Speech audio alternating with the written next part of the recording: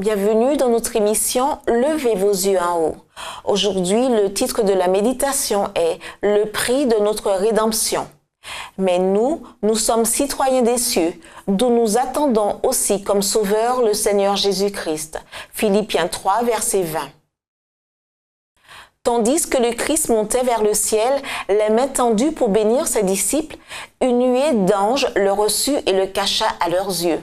Les disciples, forçant leur regard, cherchaient à apercevoir une dernière fois leur Seigneur quand deux anges, se détachant de la joyeuse armée, s'approchèrent d'eux et leur dirent « Hommes galiléens, pourquoi vous arrêtez-vous à regarder au ciel?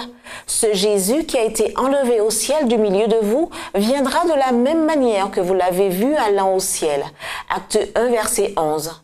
Les disciples furent remplis d'une grande joie.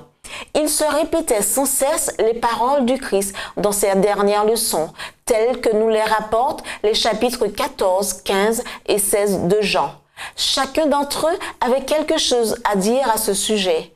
Tout particulièrement sur le 14e chapitre de Jean, les versets 1 à 3 sont cités.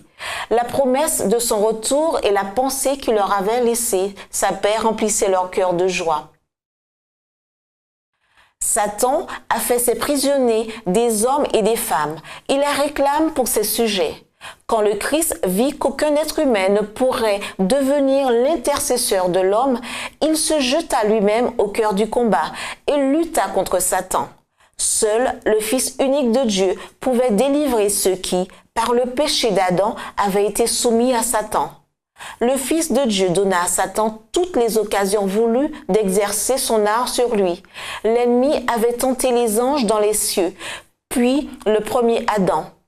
Adam tomba et Satan s'imagina qu'il réussirait à prendre le Christ au piège après qu'il aurait assumé l'humanité. Toute l'armée déchue considérait cet engagement comme une occasion de s'assurer la suprématie sur le Christ. Quand les lèvres du Christ furent scellées par la mort, Satan et ses anges s'imaginèrent avoir remporté la victoire. L'angoisse inexprimable du Christ venait de la pensée que la culpabilité du monde entier pesait sur lui. Dans cette lutte mortelle, le Fils de Dieu ne pouvait compter que sur le Père céleste et uniquement par la foi. Il était la rançon, le don offert pour délivrer les captifs. Par son bras puissant, il a apporté le salut aux enfants des hommes. Mais à quel prix pour lui? Quel spectacle que ce conflit!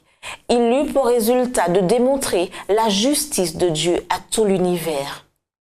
C'était notre émission « Levez vos yeux en haut ».